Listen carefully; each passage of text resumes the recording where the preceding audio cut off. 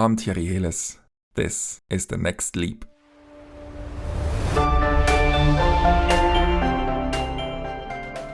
Knowledge Exchange UK is the professional body for tech transfer practitioners in Britain. The organisation rebranded from PraxisAuril earlier this year, and today's guest, Chief Executive Stuart Wilkinson, tells me why now is the right time to move forward with a new name. Stuart, who spent the previous 2 decades at the University of Oxford, has seen the impact of knowledge transfer in his daily life. And despite all the earlier focus on Oxford, he has acquired a holistic view of the sector and shares ideas on how others might catch up with the so-called golden triangle of Oxford, Cambridge and London. We'll also cover the professionalisation of the sector, as his former colleague Tom Hockaday recently called for a master's degree in technology transfer, and why that means tech transfer is not unlike the evolution of paramedics.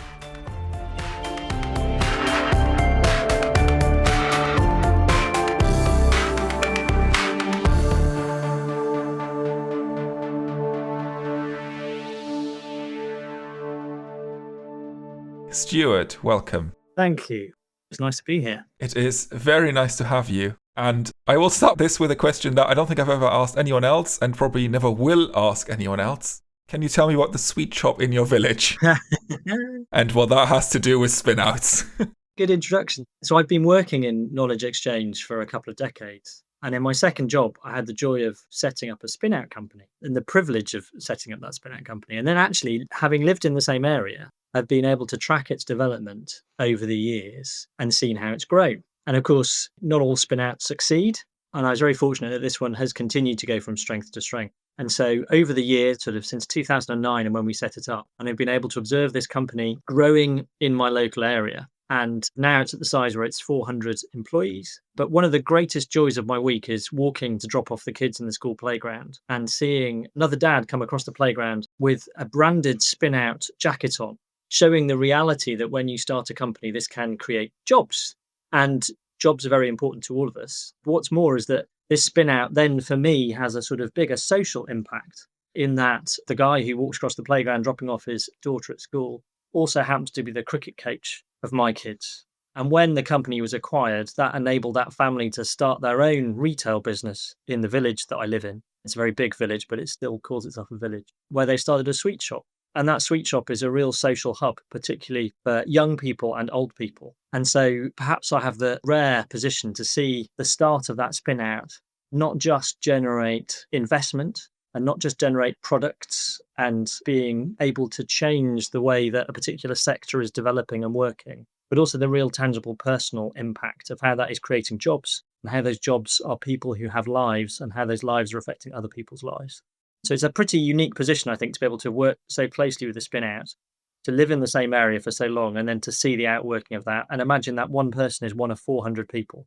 And because I've worked in Oxford, that spin out is one of hundreds of spin outs. And so that story is amplified again and again in this ecosystem and elsewhere across the UK, perhaps not to the same degree or volume, but maybe in future, perhaps if we keep on learning lessons, sharing best practice and growing the sector to have those kind of impacts across the UK. Yeah, we should say it was Yasa Motors that led to this sweet shop and many other things, obviously. So going from, I think they make powertrain solutions for EVs, now owned by Mercedes-Benz. Yeah, they came up with a novel design for electric motor. Initially, the application was automotive. And 2 or 3 years ago, they got acquired by Mercedes, another sort of the main electric motor that will transform their vehicles into the electric world. But they have applications in other areas too. So there's more to come from that technology, I'm sure. Let's look at your current day job then, CEO of Knowledge Exchange UK. You recently rebranded. You used to be called PraxisAuril. What does that new name mean for the organisation? What is Knowledge Exchange UK going forward? Perhaps the best way into that is to sort of track my career, just because I started off in the tech transfer world. Mm-hmm. My first job was around tech transfer, knowledge transfer. Then I moved into the central university to think about innovation more broadly and how many different disciplines can lead to impact. So I started working with the humanities and social sciences and also working in the regional economic ecosystem. So one of the reasons why I know that story so well is that in my last role, I was thinking about how the university can have an impact in the region and in the ecosystem.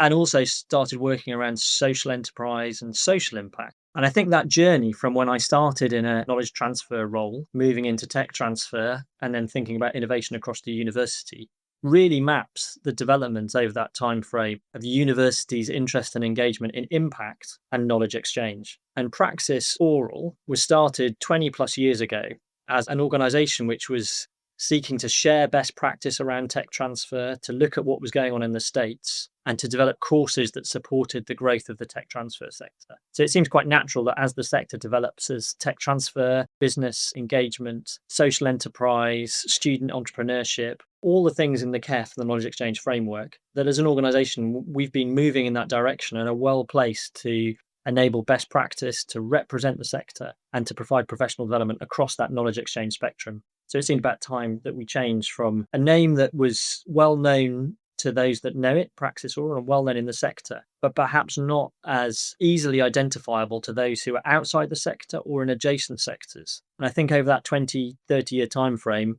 actually, it's increasingly important that we engage with adjacent sectors, that other sectors get involved in the opportunities that commercialisation, impact, innovation from universities and other research organisations working with partners can have. So it seemed about the right time to change to Knowledge Exchange UK. Yeah, it is a name that makes sense. I know PraxisAuril was the last name. It had gone through various incarnations before in various mergers, Praxis Unico merging with Aural. It makes sense to have a clean slate and give yourself a name that does what it says on the tin. Exactly. The combination of those different organisations really represent that development of knowledge exchange, from Praxis with Unico, Unico working with Aural, which used to be the Association of University Research and Industry Liaison Managers, so that business development side of things. It just made sense to sort of recognise the complexity of the space that universities and other organisations are now interested in terms of getting a return and developing research to have a true impact. So yeah, it seems to be a name that makes more sense to most people, but still very much in the spirit of PraxisAuril and its predecessors. Yeah, very easy to define it for outside parties. You've hinted at this. Knowledge Exchange UK isn't just for universities. Yeah. What are these other sectors or other organisations that you target or maybe even have in your membership? Sure. We are a membership organisation. We have been through all of that time. And I think it's well known that universities form a large part of that membership. But of course, to make some of these things happen require a whole range of different organisations, funders, charities, businesses. And so actually that is represented across our current membership, across the membership that we've had for the last few years, with various sort of charity organisations, R&D businesses, professional services, and as well as those sort of supporting and encouraging that through funders. So we have that ecosystem of members already present in the organisation that's absolutely essential to help take an idea from its conception to try and take it out into the market towards customers and public. So you'll see on our new website, we talk about having research and education members, universities, but also thinking about research institutes, catapults, national institutes, national research organisations, but also thinking about further education, which are increasingly thinking about the impact of their teaching and training activities. And then a second category of public, private and charity funders. So organisations like LifeArc, Cancer Research UK, UKRI, the Intellectual Property Office are all part of this community of organisations trying to share best practice and work out how to develop ideas and make an impact for the good of the economy and society. We represent all of those members. We bring them together for member events. We provide training. And we work with a variety of different organisations trying to help them to understand how that community can work with them to develop and promote ideas. How do you navigate, maybe not competing, but differing interests and challenges of your members? For example, even among your university membership, not everyone gets high funding, higher education innovation funding. How do you manage these complex relationships? I mean, you're right. There's a diverse set of organisations, even within universities and higher education institutes. And I think that's one of the joys of the sector, of those different types of organisations. It's one of the reasons why I talk about representing the sector, because within our members, we have a myriad of viewpoints. You mentioned HIFE. Not everybody receives HIFE. It's one of the few things where I think if HIFE was ever to be considered for having its funding cut, I think there'd be a groundswell across all of our membership of the importance of that particular funding stream, which has enabled so much across the sector. But of course, not everybody gets it. So I think part of our job is to help funders, policymakers to understand that diversity of membership, and that actually one policy intervention might work out slightly different across that HEI membership. But also actually, if we're going to achieve the aim of having some of these economic and social impact from research, then we need that 360 view, that it's not just universities, it's also the businesses, the charities, the funders, all working in alignment to try and make that happen and to reduce the barriers of what is an incredibly challenging task. And so we have the joy of being able to get that 360 view and to represent that, to try and ensure that funding initiatives or policy initiatives have the most chance of succeeding. That richness of the ecosystem is also really important. So at the beginning, I talked about the YASA example. I'm well aware that Oxford University developed the intellectual property for this electric motor that needs to think about the challenge of mass production. And that Oxford Brookes, a few years later, got a nationally recognised KTP, Knowledge Transfer Partnership, for their work with that company around the production and development. And so actually that richness of different research organisations is absolutely fundamental to that journey towards impact. And I'd even suggest that as sectors and clusters develop, there's another role for those university and training initiatives to help train that workforce. So you can see in clusters around the world, near here, there's a big superconductivity cluster. And there's actually a training need for that workforce that, again, different research organisations, different organisations can fill that gap to help that road to success. So the richness of our membership base is really important to help the complex challenge of getting from an idea through to, something that's really going to make a difference. It's quite interesting to hear you talk about this in a very holistic sense in the, we need the spin-outs. Yeah, sure, we need the IP. Great, we need the researchers. But then those spin-outs also do need the very well-educated graduates.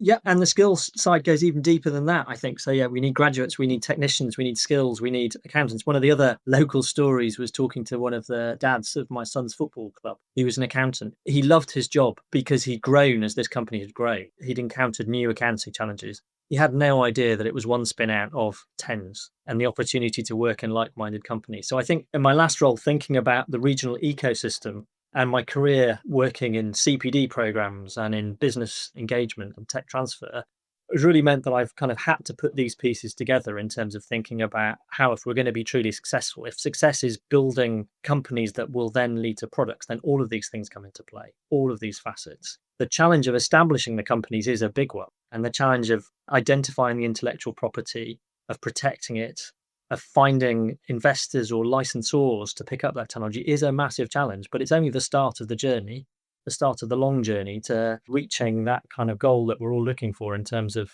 changing the world for the better through some of these ideas. You've referred to your own background a few times now. We should maybe say you worked for Oxford University Innovation, then Oxentia, as they are known today. They were called different things at the time. And then you moved into kind of a wider strategy role within the University of Oxford, which does then give you that holistic view. I'm sure a lot of people listening to this will know that, but in case anyone doesn't. Not necessarily. I'm always very bad at realising what people know and what people don't know about me. But no, I've had an interesting journey through different bits of what would now be called knowledge exchange, but were never put together as I was sort of finding my way through that career. You've touched on the regional aspects. Can you tell me a little bit about your plan for regional and sectoral groupings that you have within Knowledge Exchange UK going forwards? Yeah, well, as you pointed out, I spent a lot of my career in one particular part of the country, and I'm well aware that that isn't necessarily indicative or same all the way across the UK. But actually, there are the same ingredients. There's the same great research, the same great education activities, the same ambition and aspiration to try and have an impact, and equally different business base. So what I've experienced in my career is the same across the UK, the same ingredients, but perhaps with different recipes. And I think one of the things we want to do as Knowledge Exchange UK is to enable that conversation in different regions about what, if you like, people can beg, steal and borrow from other areas, but also adapt them to the area that they're in. So we're seeking to facilitate some sort of regional forums where our members can get together to have conversations which are perhaps a bit more focusing on the locality they're in and the challenges they're in, rather than just that national level conversation, which we will continue to have at conference in our directors forum and members events, but perhaps providing spaces where people can get together and think about the particular challenges they're facing, whether that be funding or investment challenges, whether that be an acknowledgement or an understanding of the opportunities, whether that be the social needs that universities in their civic roles can reach out to, whether it be a richness of student enterprise and student venture opportunities and how that plays into things, and where they can coordinate and cooperate and complement each other's activities in those regional settings. So we're hoping to do more in that space, more thinking about sectors, all alongside what we've been known for a long while in terms of that national conversation at conference and directors forums. Very cool. And I'm looking forward to learning more in the next year or so as these changes come to fruition. Bigger picture then, perhaps, what should Knowledge Exchange look like in 2025 or maybe even the years to come? What are the aspects that maybe haven't got the right attention so far? Yeah, I think 2025 and beyond is going to be an interesting time. There are lots of challenges that face us as individuals, as organizations, and as a country, economically and societally, changes in technology and changes in customer habits and consumer habits. So I think it's a really interesting and challenging time.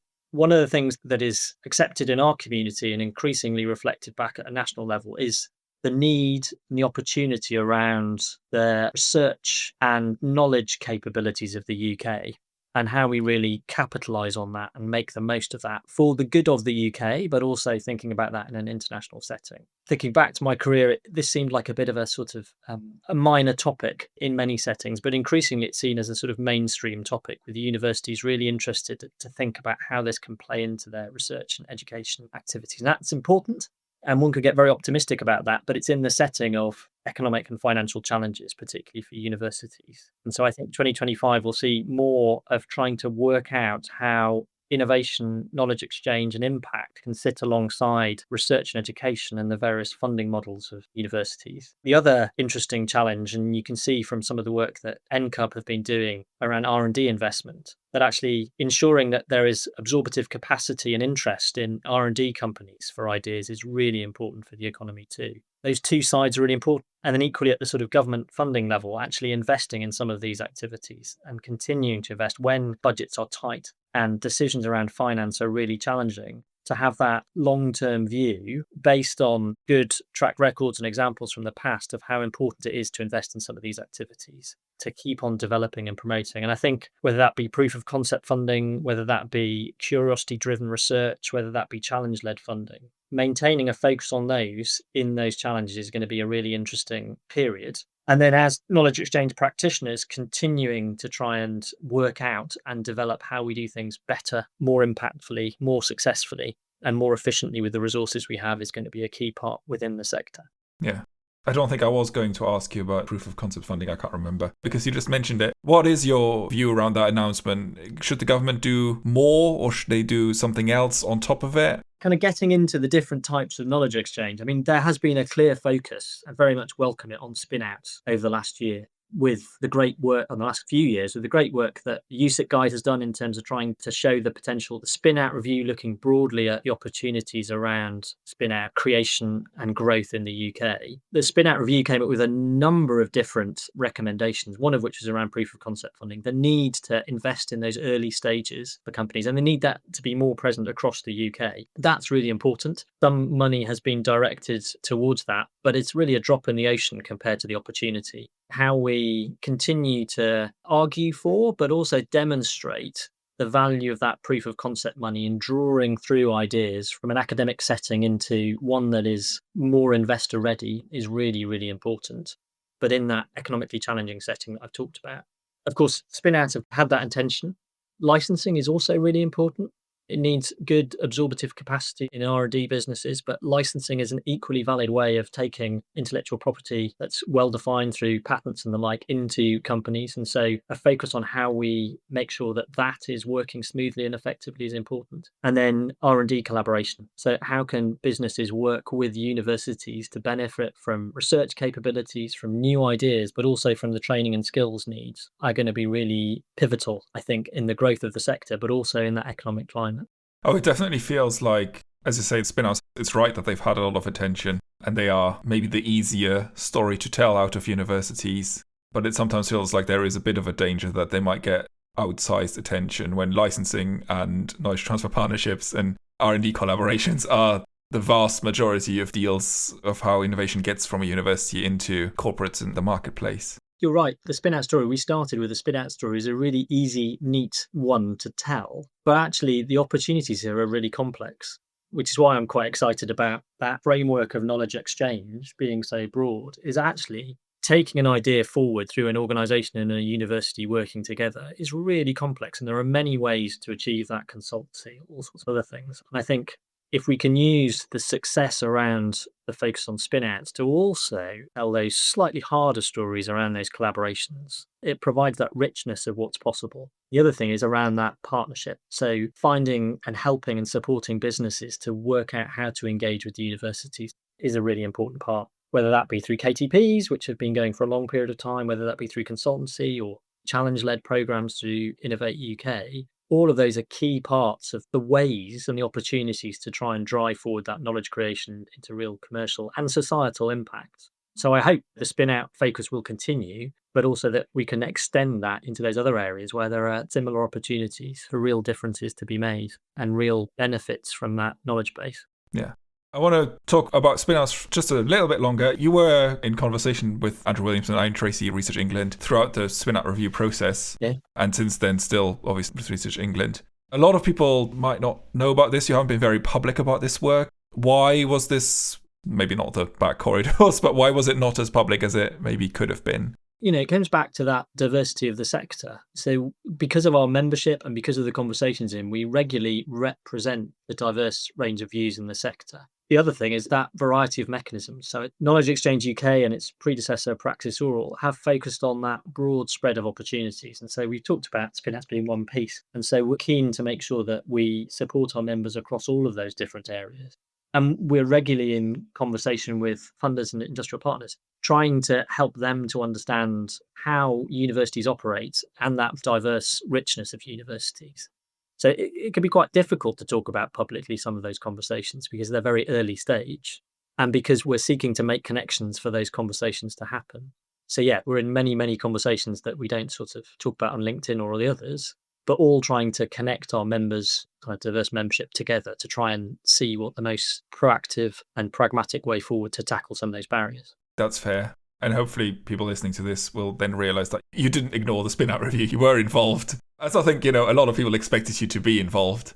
Yeah, and I think some of those conversations, if you're members, that you can see those conversations happening in our directors' forums. We had a conversation at Directors Forum 6 months ago about proof of concept funding and how that will be best distributed. Again, helping funders to think through the best way of enabling those policies. If you like, you can see policymakers doing knowledge exchange. They're actually talking to the beneficiaries or the people they're trying to affect through that policy at the start. So they're most effective in those policies. And so a lot of those conversations are trying to help policymakers do that, working with policymakers to help them do knowledge exchange, to help them engage with the membership is a really important part of what we do, but isn't something necessarily we want to or we can shout about. Yeah, that makes sense. I'm guessing you don't do any lobbying on behalf of your members because that is a diverse membership and you might not necessarily want to do that. I know you mentioned Innovate UK, you might have members that might put you in an awkward position there as well if you then go to Westminster.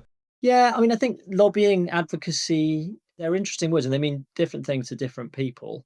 We are representing a wide group. So, if we had very narrow interests, it would be quite easy to take a position and argue it strongly. As I say, I can imagine if HIFE was ever proposed to be axed, then that would be very easy for us to think, actually, this is a position that the sector needs to take and we need to be very proactive in. But because of that diversity of interest, I think often it's about having that early stage conversation to represent the interests of the sector, to enable those different types of universities, the different types of organisations involved, whether they be national research institutes, whether they be companies, to be heard rather than to necessarily think there's a simplistic position that you can lobby on behalf of all of those different members. For us, it's about convening, it's about informing, and it's about bringing those organisations together to sort of problem solve. And the platforms we have, Directors Forum, the conference, the other member events, often bring together that diverse membership to have those conversations rather than taking a position and making a stance on. I say proof of concept, again, is pretty obvious. I think everybody can benefit from proof of concept funding who's involved in this space. So it's something that we're keen to see happen, and we'll say that, but are very mindful of the ecosystem of members that we represent.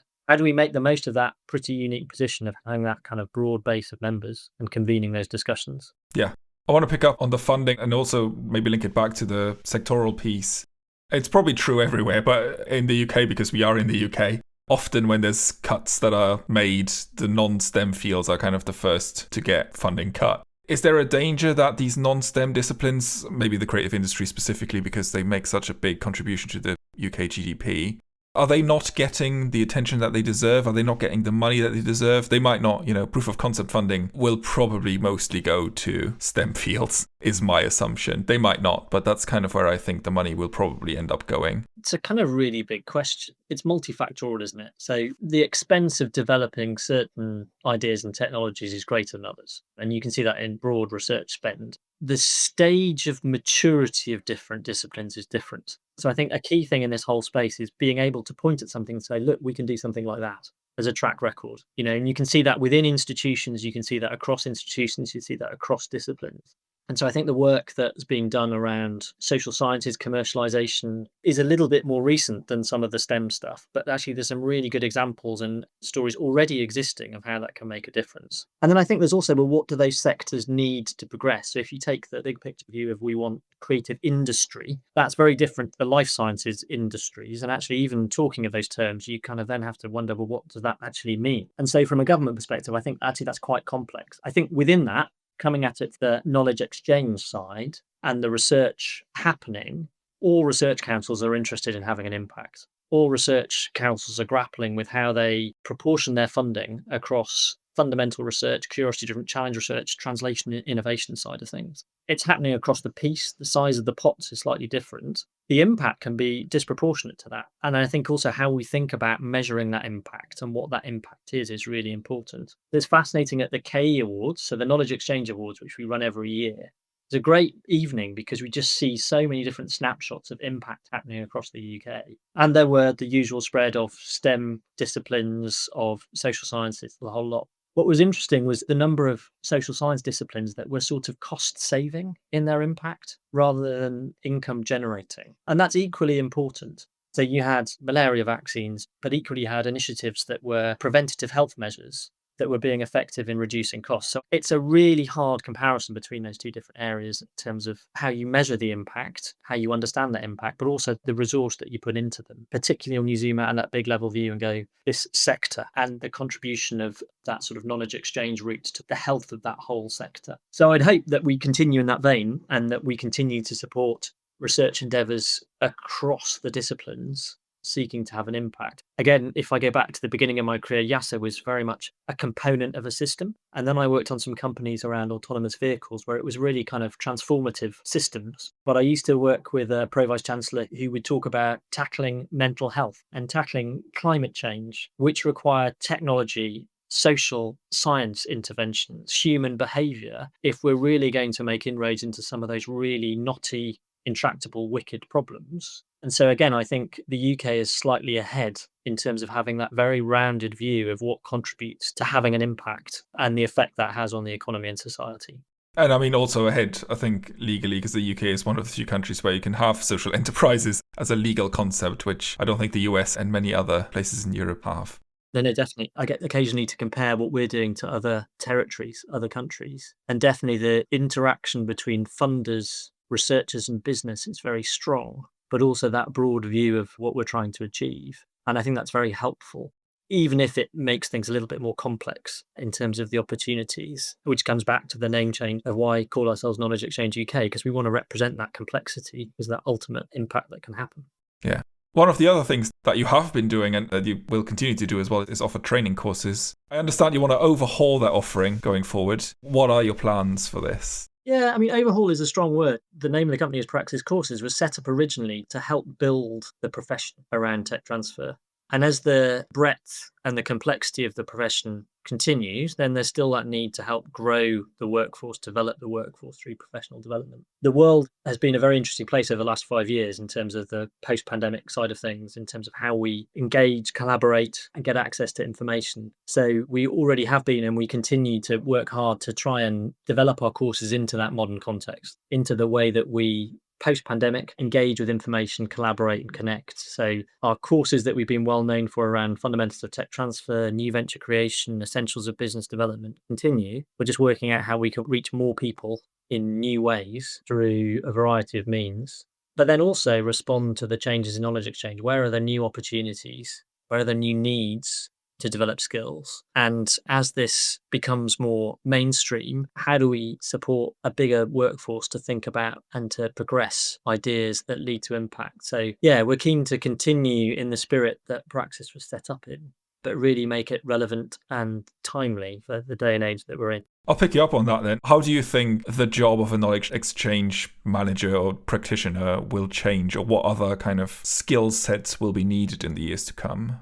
That's a good question. How will it change? Well, I mean, there's two kind of questions there. What are the skills needed? I mean, I think working in the space between is a commonality of trying to bring together parties. I remember at the start of my career, the idea of being a sort of bilingual, speaking academic and speaking business. And that goes across knowledge exchange, whether that be regional ecosystem sort of side of things and thinking, what are the drivers and how do colleagues in local authorities see the world? Or whether that's large corporates or small SMEs. So I think being able to understand the drivers and the contexts where these different partners coming together is a commonality. But of course, there's a lot of technical stuff in there too. So around intellectual property or contracting or collaborations. We're in a context in the UK where measuring performance is really important. So thinking about how we measure things. I think there's a lot of core skills around that. We're doing some work on a skills framework to try and represent this, building on work that's been done in the past. I think as knowledge exchange gets more complex, then those skills get more complex. And the need to bring together different types of partners to forge collaborations, to develop sensible plans that will trigger investment, whether that be from VCs or whether that be from corporates or from research departments. All of those activities require quite in detail complex skills and experiences, which the way that Knowledge Exchange UK does training is by practitioners for practitioners. So people who have been there, done that, sharing their experiences in a setting that then the delegates can take back to their settings and try and implement. I don't know if you saw this. Tom Hockaday, your former boss, maybe even at Oxford, argued that the UK needs a master's in knowledge exchange. And there were some discussions on LinkedIn around whether that is the right approach, because so much of it is lived experience and working in business and working with people. Do you have a view on this? How do you train the next generation of practitioners that maybe aren't in the industry yet? Quality assurance of training the profession is really important. And actually, there are various schemes around that at the moment. The quality, the effort that we put into ensuring that we provide quality training is something that we take very seriously.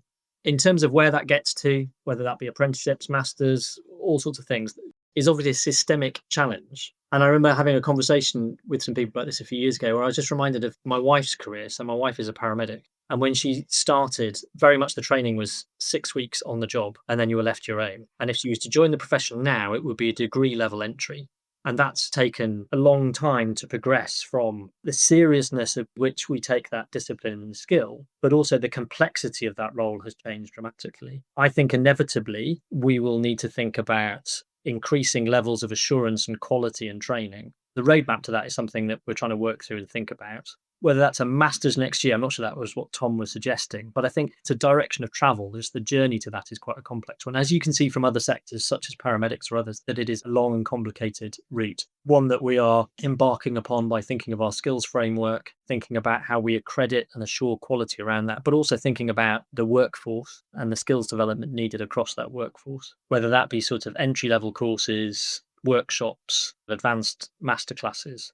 All of that we're continuing to work through with our members to think about what the opportunities there are and what the needs are there. An exciting time for the sector, and I look forward to seeing it grow. Stuart, thank you so much for joining me today. It's been a huge pleasure to learn more about Knowledge Exchange UK and your own views of the sector. Thank you very much. It's been a pleasure to chat to you. The Next Leap is hosted and produced by me, Thierry Heles.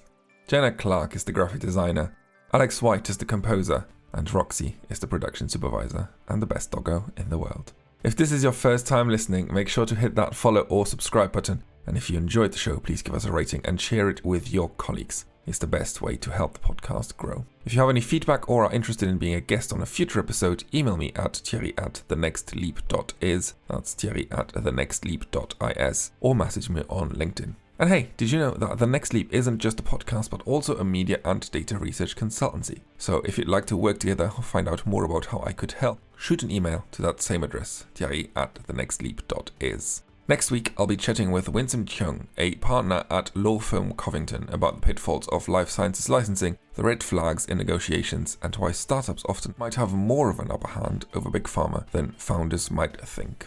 Until next Tuesday, thank you for listening.